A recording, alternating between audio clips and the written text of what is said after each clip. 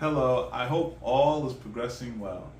Welcome to I Don't Know, We Can Talk About It, where we discuss myriads of topics and ensure to have a civil, a reasonable discussion. My name is Kevin DeFrent. We're going to jump right into our topics. The first topic concerns reading levels in Mississippi. The improvement of reading happens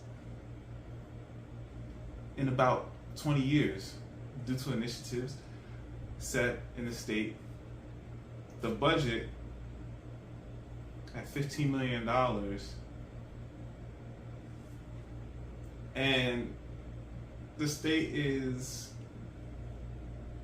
not the largest state, though it's pretty much in the middle range concerning population and size. The national assessments, educational program progress, National Assessments Educational Progress, NAEP, the nation's report card, offers testing and realistically carries statistics of testing for individuals in the K through plus range. And the idea is that,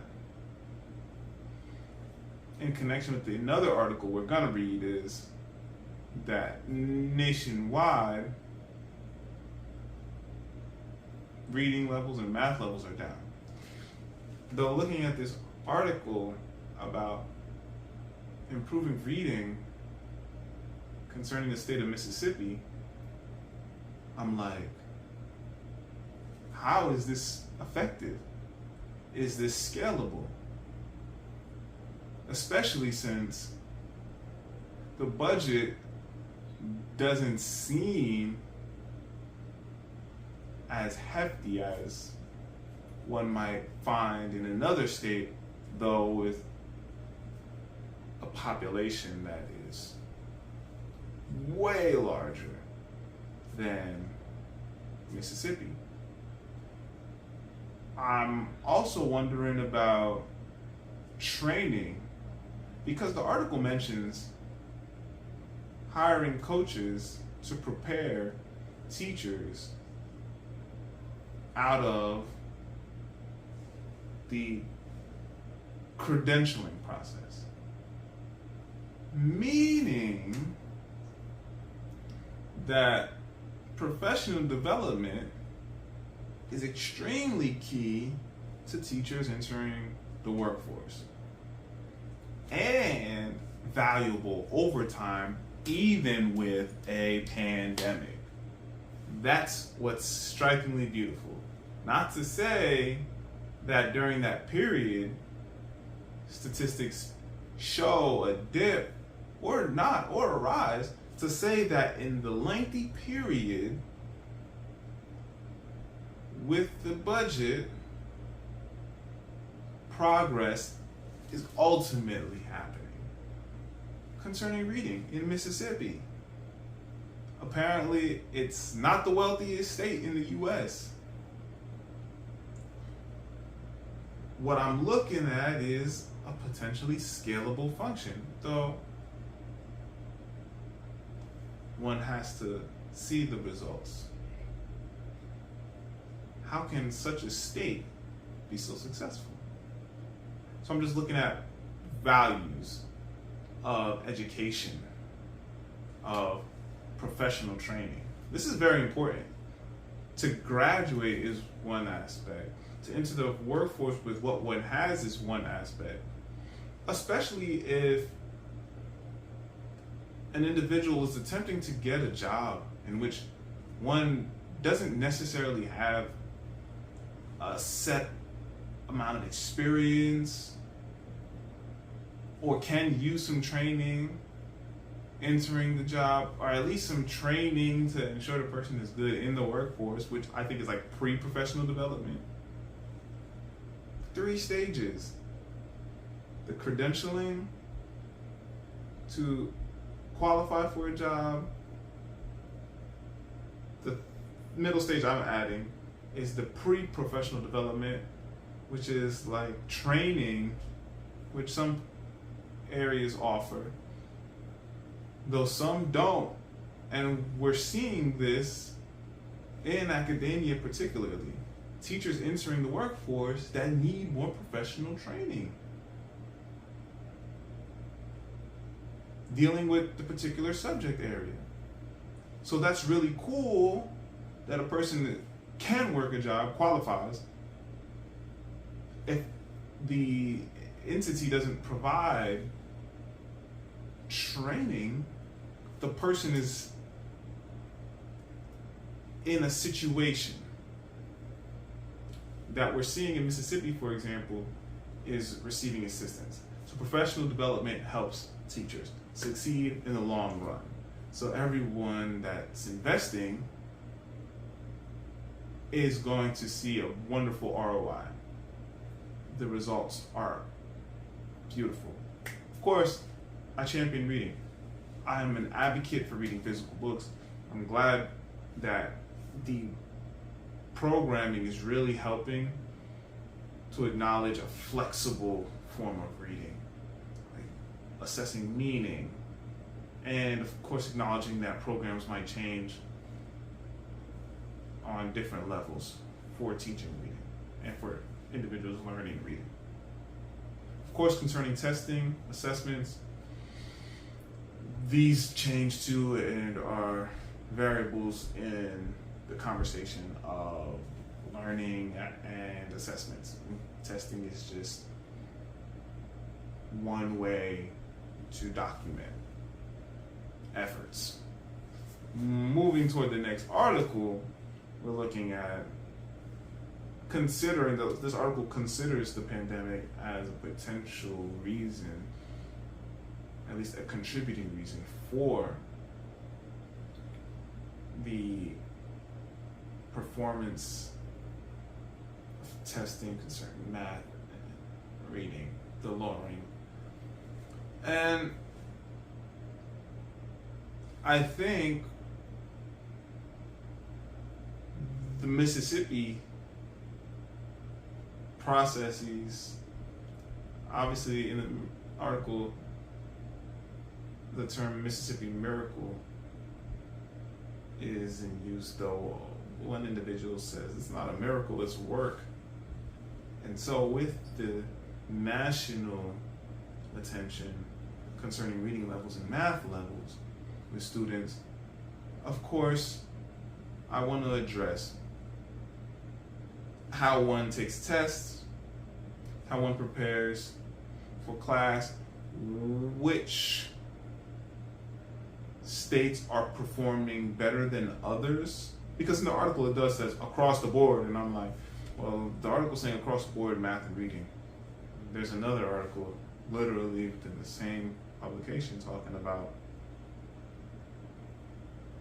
the success of reading programming in a state that does not have as much money as other states, apparently. Not as big as other states, though not the smallest either. So where are the highs and where are the lows nationally? I think is so important to assess, to engage in understanding what individuals might necessitate to succeed in the classroom, taking tests beyond the classroom. The relevance of reading in relation to teaching meaning, reading comprehension, is very valuable beyond the classroom. An individual in the article mentions how relating math to real life is likely going to be very helpful and beneficial toward gathering students' interest. We're in the summer. People are in school in the summer. People are working at home. When I say people, I mean students are literally preparing for life by working at home, by picking up a book to read for enjoyment, by doing math problems for fun, by engaging intellectually, these individuals are building upon wonderful foundations long term. The truth is, the learning happening through personal volition is very weighty, very heavy in a positive way, and will bring value to individuals' lives in the long term. So with that, if the scores are lower across the board, though some states are finding more success than others, I think assessing what's working in the successful states is going to be extremely helpful to understand how another state might benefit. I'm very curious about the learning results in high school and college as well. Am I going to dig around for that data? Not as of yet. I may though not as of yet, because that information might become more apparent sooner than I need to actually look into it. Need being when my interest arises. So I'm like, what's really going on? I might look into it afterward, though I feel as though a bit more time would be good for different data sets to appear on the table, because we're still in the beginning of the summer. So I'm thinking more information might be in process. All right, that's really it. Always trying to figure out how reading is improving, because I'm proactively encouraging individuals to read.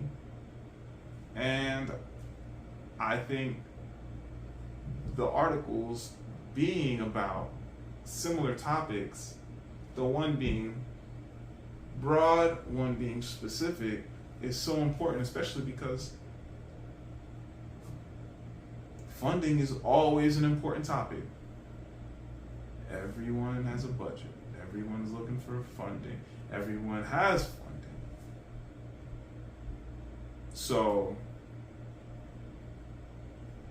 what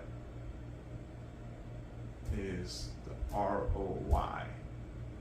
Not simply in a monetary sense, in terms of values, because a lot of funding, investing, goes into building up. So what values are growing? And we're talking about investing in people, human beings. So I think what's happening in Mississippi is quite wonderful. All right. We're going to take an origami motion now. Today, we're going to make an origami flower. So I'm going to start off by going corner to corner. See here? Going corner to corner. And after I go corner to corner, I'm actually to flip it over, the inside in, and go edge to edge. Let's just make this happen right here. Edge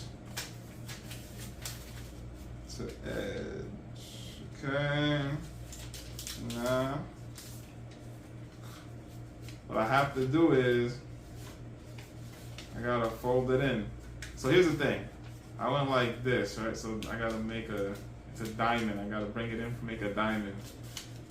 So let me try to figure out how I make this diamond. It's like, oh! Alright, boom. So one way to call this is the base square. So basically after folding all the sides, fold it in this way. Wherever the edges fold out, then that'll make a triangle. So if I flip this over, see, it makes a triangle. But if I flip it on the other side, where the corners fold in, it makes a square or a diamond, however you like to think of it. The next step is to actually have this portion open. So the part that's open here has to stay open. And I'm gonna just fold in the edge. So I'm gonna fold the edge to the center line. See that right here? Edge folds to the center line. Okay, and the next thing is the edge, ready? Folds to the center line. Edge folds to the center line. I'm gonna do the same thing on the back. All I'm doing is just folding the edge in here from this square end to the center line. See that? Fold in here to the center line. The next step is actually to take one side, whichever side you choose, but you just gotta fold out down the top to the other corner. So the top point goes to that, the top point here, just bend it there to meet the bottom point. Then just open it back up.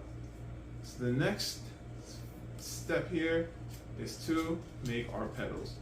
We're just gonna fold out everything. That's all we're gonna do. So we have that fold area, that fold bend, and we're just gonna fold it out. That's really it. So what you can do now, and it's like a little make it like a little bouquet. You see, it's so cute. It's like a little bouquet you just give to somebody. All right, so then you have this right here. So far, this is what happens. Just opening out the top portion.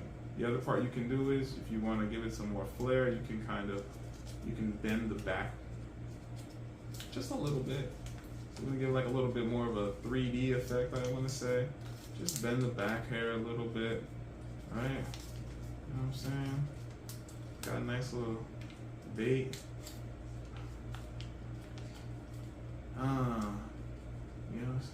You don't have roses, but what you do have is origami arts. That's so cute. So I like this a lot, actually. I think it is cute. I like origami that I can share. And so this is really cute. And this is an origami flower. Very simple to make for me, I think. Alrighty. Well, now we're gonna be talking about movies. I watched 3 films recently. The first film I watched is The Flash. I like the Flash film. I think the film looks really good on screen, in theaters. The acting partners fulfill the film well. I find the comedic sense is present in this DC film, though of course the cameos are really what elevate the film. Similar to having the Spider-Mans come together and having a potential discussion about which Spider-Man one appreciates most, at least the films one appreciates the most, is very, very much present in The Flash. Concerning Batman, Batman elevates the Flash film. Flash is cool. The story dynamics are present, touching story about timelines, about the way that time works, how each timeline is different. I don't want to give you too many spoilers, though I like the fact that the Batmans come to life. I'm really familiar with the Michael Keaton Batman. Once the man puts on the voice, I'm like, that's Batman right there. Good Batman. Ben Affleck is cool. Just super cool in the film. Honestly, probably the coolest I can ever remember Ben Affleck being in a film. And that car between Affleck and George Clooney, that car is nice. I like that car a lot, actually. I'm not in the market for a car right now, and I'm not trying to invest in a car that I have to put gas in. Though, that car is fresh. Very, very nice pull-up. Bruce Wayne. So the film is really entertaining. The fight scenes are awesome. I like the introduction of the multiverse in its unique way. I don't want to spoil that because a lot of homage, a lot of respect comes to the table. And I think that's good for the audience because anyone that's going into the film might have no clue about the history of DC on screen. So I'm actually grateful to grow up in a time with the nostalgic elements present, though, because I'm like, wow, life is awesome. How much life do you live? How much do you remember? How much do you appreciate? And of course, growing up then is different than growing up now. To be clear when I say so, in terms of media and technology, I just feel like growing up, people share a lot more, though now it makes sense to say people share a lot more differently. So I really like the Flash film. I think we're dealing with a lot of different topics that come to the table.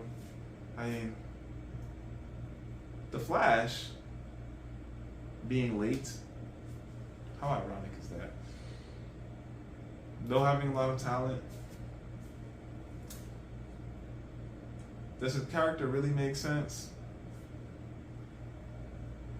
Arguably. The film is entertaining though. And then we have Supergirl. She's cool. For some reason, I feel like the suit coming from the planet is a surprise, though. I'm not going to say I'm an expert on the DC Marvel hero canons. So I enjoy the film. I think it's worth watching. I think it's worth paying to watch in theaters. Next, I watch No Hard Feelings. I think the film is a decent film to watch in theaters. The film has funny parts. I feel that the acting partners fulfill the film well. I like rom-coms. I think the film is so serious as much as funny because we're really dealing with an entirely different spectrum. We have older and younger. So a 32-ish, 33 years young woman and this 19 years young gentleman entering this romantic realm. And even within this 13 to 14 year gap, I can understand technology takes a completely different toll on everyone. People just respond differently because we have so many mediums. So we have one person that's in the world, doesn't really have funds. She's trying to make a living. She's living through trauma, at least attempting to, in the same town, and she does have property, so she's really a great catalyst to connect the audience with what we value, the potentials of living. They're living in New York. It's expensive, and to be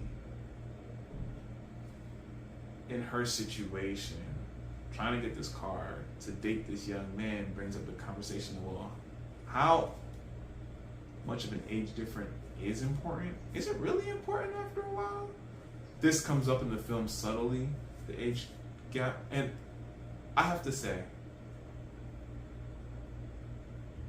adulthood, when a person is an adult, then a person is an adult. So a person is in that legal range to make decisions for oneself, which comes up in the film strikingly at a point where I'm like, oh, because it's a reality in the way it comes about. No spoilers. Though the parents being wealthy, trying to hook the son up with the lover, is also a part of helicopter parenting. This discussion comes up. How does one parent? Is one truly acknowledging what is in one's household?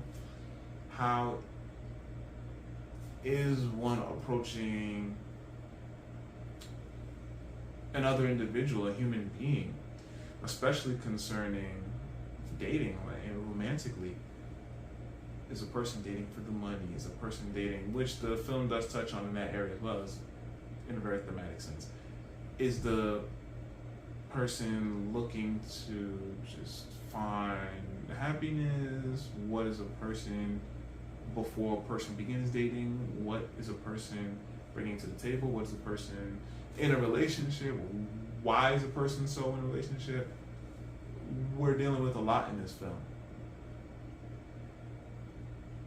So I think having so much to grapple with in this film makes the film appealing to watch, because we're dealing with modern discussions in the film of love, of finances. Where do you live when you have a family? Though you can only afford so much. What does one do with so many opportunities ahead? Though certain social circles are a certain way for an individual, whether that be a bar culture, a school culture, a social circle. So I like the film because it brings up a lot. I think the film is put together well, and I just think the film does bring the audience face to face with a lot to discuss thereafter. Because, and it's funny, though, it's like, whoa. The next film I watched is Asteroid City. Oh, Asteroid City. Flowers. Oh, an art house type film. I appreciate comedy's present, though we're dealing with a lot more than comedy. The film fits the screen very well. I like the style of the motion of the camera, the videography. Camera work is wonderful to me. And the acting partners fulfill the film well.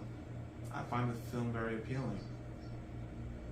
We're dealing with a lot of different characters. We're dealing with culture, and the film is comical.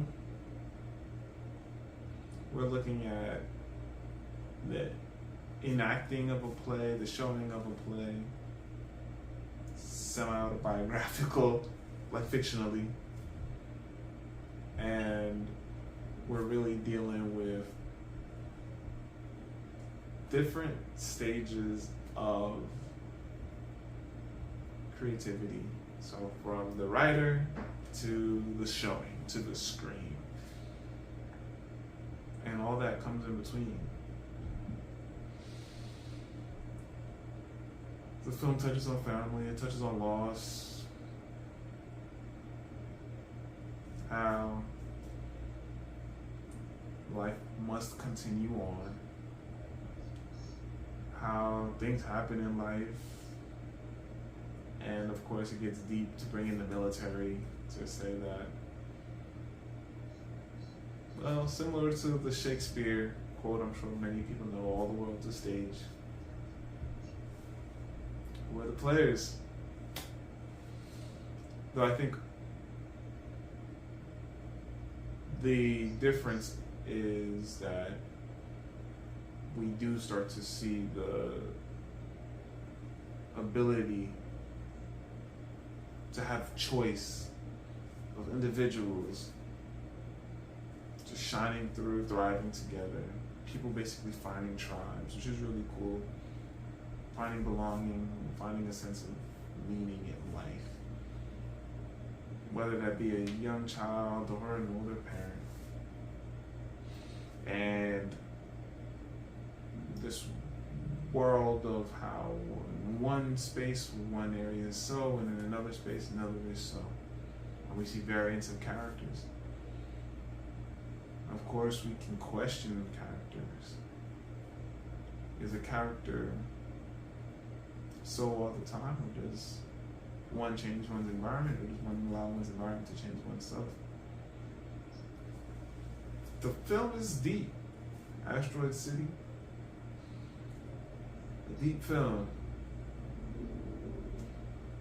I think it looks real good on film. Well, on theater. That's pretty much it for the films. I'm just letting you know how I feel about them. I think the latter, to the comedies, are definitely bringing a lot to talk about in the immediacy. They're not just entertaining, they're like, so, what does this mean? And of course, I find no surprise that the film Asteroid City is so deep.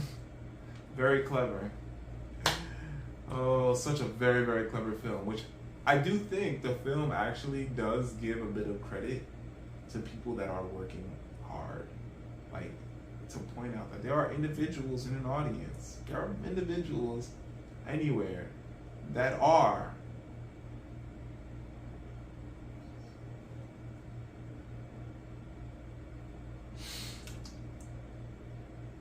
paying attention very well. Very good film, actually. Very smart. So now we're going to move on to The Dawn of Humanity, a book I really enjoy. David Graeber, David Wendrow, hats off. I'm literally talking about The Dawn of Humanity, anything David Graeber writes. As far as I've come across to read, I really enjoy the text. We're talking about an anthropological, well-rounding, respectable research that digs into other anthropological research to show the world is rounder than what an institution might need or what an individual might be bringing to an institution's attention for whatever reason at whatever period of time.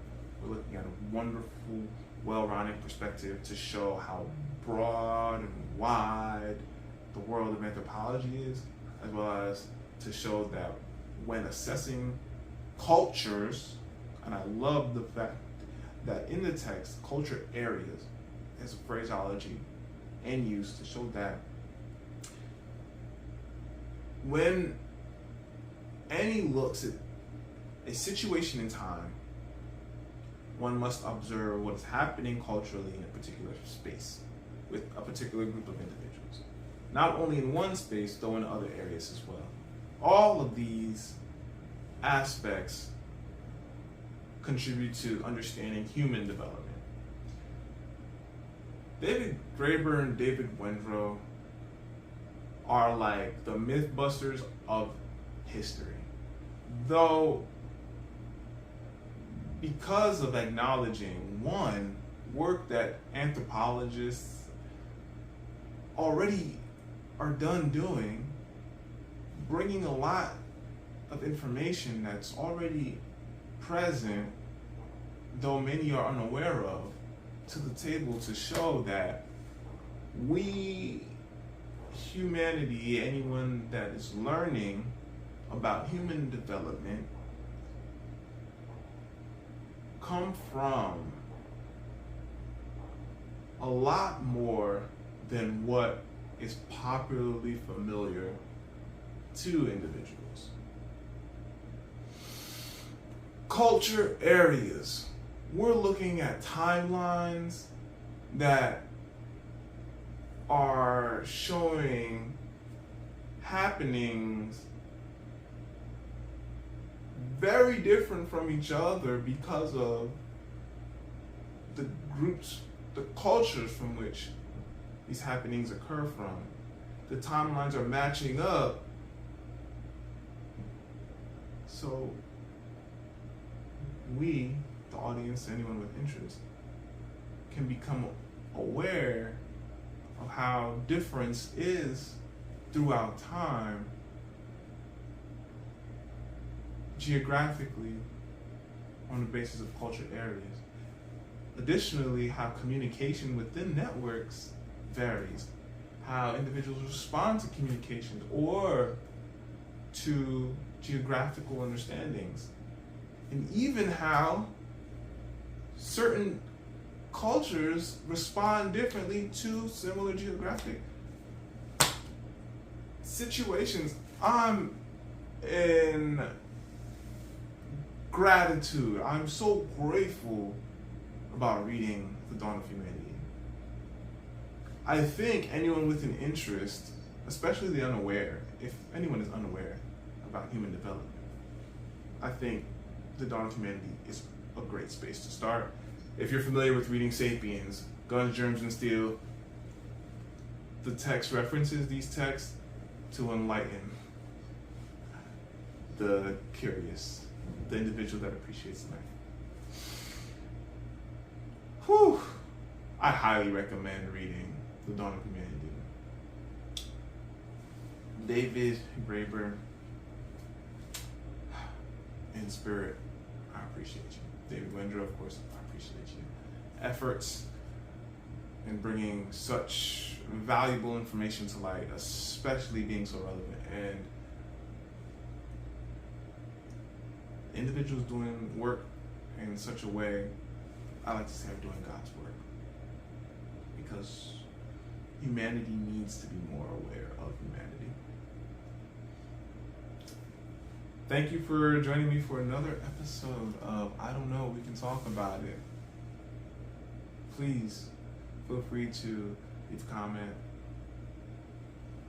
whether here in the YouTube channel or in the forums of Pietrius, or on the Twitterscape. However you feel like doing whatever you're going to do to respond, leave a recommendation if you feel like I might enjoy reviewing, or if you just want to see if I'm going to review it, whatever you recommended. And I just hope all continues progressing well with you. If you're living a good life, of course, all good things must thrive and grow. Onward and upward, Kevin G. Friend.